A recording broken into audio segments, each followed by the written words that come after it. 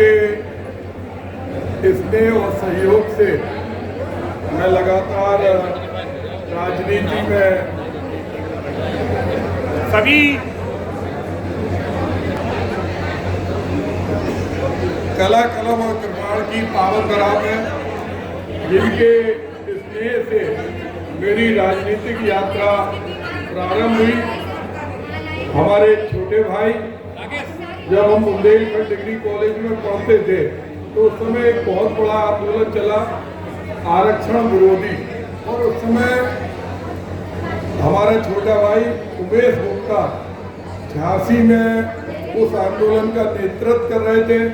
उस समय वो भारतीय राष्ट्रीय छात्र संगठन के शहर अध्यक्ष थे, और आज मुझे बहुत प्रसन्नता है कि उमेश गुप्ता जी ने व्यापार मंडल के साथ साथ आप सबके दिलों में, पूरी गहोई समाज के दिलों में अपना स्थान बनाया, और आपके स्नेह से आज बुंदेलखंड क्षेत्रीय गहोई वैश्य समाज का अध्यक्ष आप लोगों ने मनोनीत किया। चुनाव हुए आपके, और हमारे वैश्य समाज के गौरव राष्ट्रीय अध्यक्ष डल्लू भैया जी ने, राम गोपाल छिरोलिया जी ने एक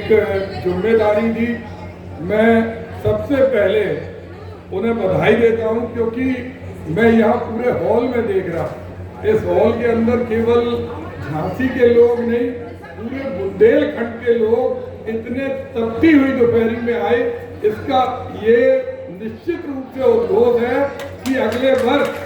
जो हमारे डल्लू भैया 1 लाख लोगों का गहोई महाकुंभ करने जा रहे हैं, वो 1 लाख से कम नहीं होगा, बल्कि 1.25 लाख की संख्या होगी। हमारे मंच पर बैठे हुए हमारे बड़े भाई सम्मानीय लखनलाल जी, नौगरैया जी,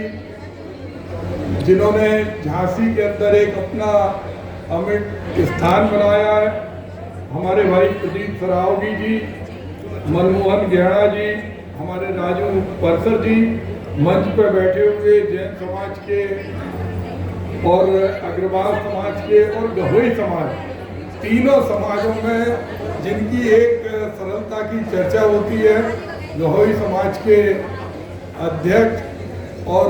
आपके इस कार्यक्रम के भी विशिष्ट अतिथि छिरोलिया जी, हमारे जो नाचोला जी, उनके लिए भी हम चाहते जोरदार ताली बजाएं। हमारे इस मंच पर बैठे हुए सम्मानित श्री दीपक सांवला जी, जो राष्ट्रीय महामंत्री हैं, और क्रांतिकारी नेता राजीव सहदेले जी, मंच पर बैठे हुए सभी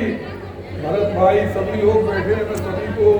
नमन करता हूँ, प्रणाम करता हूँ। हमारी मातृशक्ति रजनी भाभी और इंदिरा भाभी सभी लोग बैठी हैं। मैं सभी को निश्चित रूप से ये सौभाग्य का विषय है कि एक बहुत ही जिम्मेदारी वाला पद और पूरी टीम को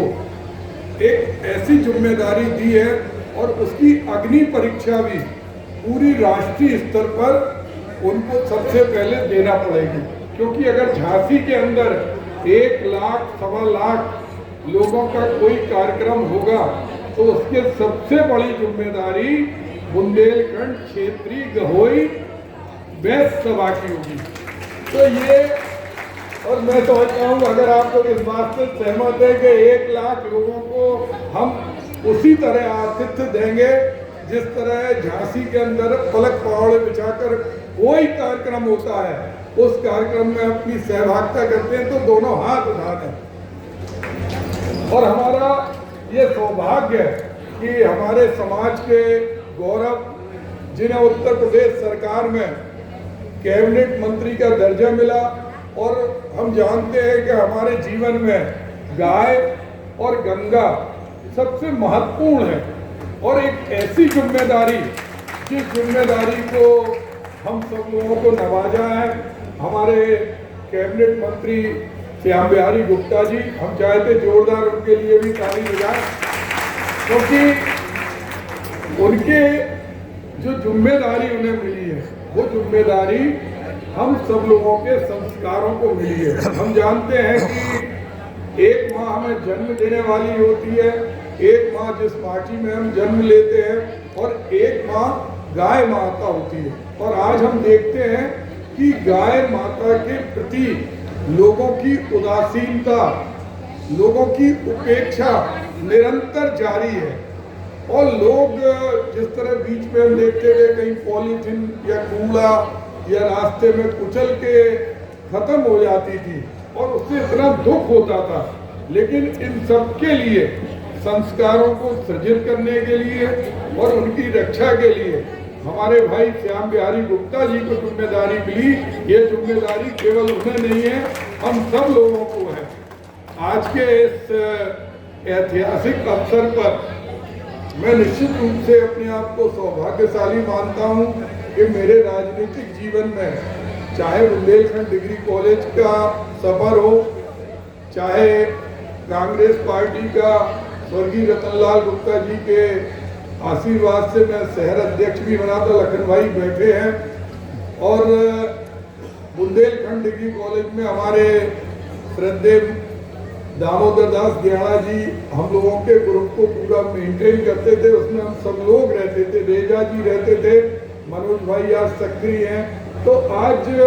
हमारा जो एक राजनीतिक यात्रा प्रारंभ हुई और जो चलती गई, उसमें जैन समाज से बढ़कर गहोई समाज का हमेशा से योगदान है। और मैं चाहता हूँ कि ये समाज हमेशा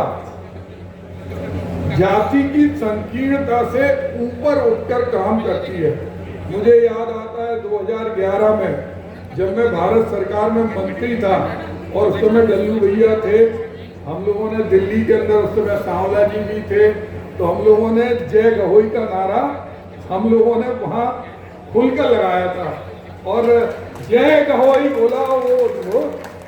बढ़ता चला गया। और आज डल्लू भैया को इतने संघर्ष के बाद ये जिम्मेदारी मिली, तो आज हमें कुछ संकल्प जरूर लेना है। पहला संकल्प ये लेना है कि जिस तरह कोरोना की महामारी में हमने देखा आपकी समाज के बहुत सारे पंच बैठे हैं, संजीव सोनी जी भी बैठे हैं और सभी लोग बैठे। कोरोना में अगर कोई मरीज झांसी आता था तो उस मरीज के तीमारदारों को खाना पहुंचाने का काम जितना प्रशासन ने किया, उससे आगे बढ़कर आपकी समाज ने किया। और ये भावना आपकी जो दूसरों के लिए जीवन जीने की है, इस जीवन जीने की दूसरों के लिए, उसके लिए लगातार चाहे नेत्रों के ऑपरेशन हो, चाहे वृद्धजनों का सम्मेलन हो, युवाओं का सम्मेलन हो, ऐसा कोई दिन नहीं जाता जिस दिन समाचार पत्र में गहोई समाज की सामाजिक और आध्यात्मिक गतिविधियां दिखाई नहीं देती। पूरी की पूरी समाज जो जिस क्षेत्र में है, उस क्षेत्र में बहुत, अभी हमारे लखन भाई ने उस दिन पुरुषोत्तम मास में कार्यक्रम किया और पूरे झांसी के सारे लोग आए। तो मैं आपसे केवल एक ही संकल्प के लिए कहना चाहता हूं कि आज हमें एक संकल्प लेना है कि झांसी में जो सम्मेलन हो उसमें हम सारी वैश्य समाज को अपने होस्ट में रखेंगे और जो गेस्ट हैं उनको ऐसा लगे कि ऐसा सम्मेलन न पहले कभी हुआ और न कभी आगे होगा। मैं पुनः आप सब नए पदाधिकारियों को बधाई देता हूं और मैंने एक आग्रह भी राष्ट्रीय अध्यक्ष जी से भी कहा, हम लोगों की जैन समाज में भी एक संस्था है जीतो, जैन इंटरनेशनल ट्रेड ऑर्गेनाइजेशन। तो उसमें जो बहुत सारे व्यापारिक लोग हैं, वो करने वाले और जिनको आवश्यकता है एक प्लेटफॉर्म पर बैठते हैं। तो जो गहोई समाज है,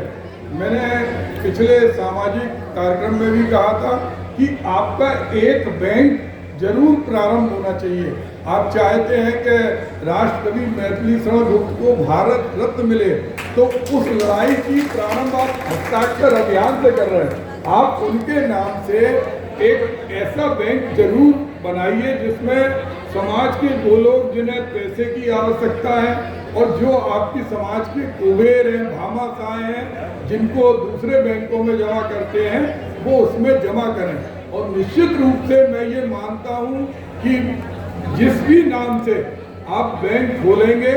वो बैंक बहुत अच्छे ढंग से चलेगा और पूरे देश के अंदर एक संदेश जाएगा और उसमें बहुत ज़्यादा समस्याएं नहीं होती। तो मैं अपने उमेश भाई से और राष्ट्रीय अध्यक्ष जी से आग्रह करूंगा कि एक बैंक आप जरूर खोलें और उसकी मान्यता में रिजर्व बैंक ऑफ इंडिया से लाइसेंस लेने में बहुत ज़्यादा समय नहीं लगता। आपकी समाज के बहुत सारे चार्टेड अकाउंटेंट हैं, झांसी में 3-4 बैंक जो बने उसमें उनकी महत्वपूर्ण भूमिका रही। तो हम चाहते हैं कि इस विषय पे भी आप सोचें और आने वाले समय में उस बैंक के माध्यम से समाज का अगर कोई व्यक्ति परेशान है, किसी को कार्य की आवश्यकता है, तो उसको कहीं दूसरे की तरफ चेहरा नहीं देखना पड़े, ऐसी मेरी भावना है। उन्हें आपने जो अपना स्नेह दिया, आशीर्वाद दिया, भले ही मैंने गहोई समाज में जन्म नहीं लिया, जैन समाज में लिया, लेकिन मेरे शरीर में जब तक पद तो आने जाने वाली चीज़ है, लेकिन कभी भी आप जिस काम के लिए मुझे कहेंगे मैं सबसे आगे आपके परिवार का सदस्य बनकर, बेटा बनकर आपकी सेवा में रहूँगा। जय गहोई, जय बंगाल।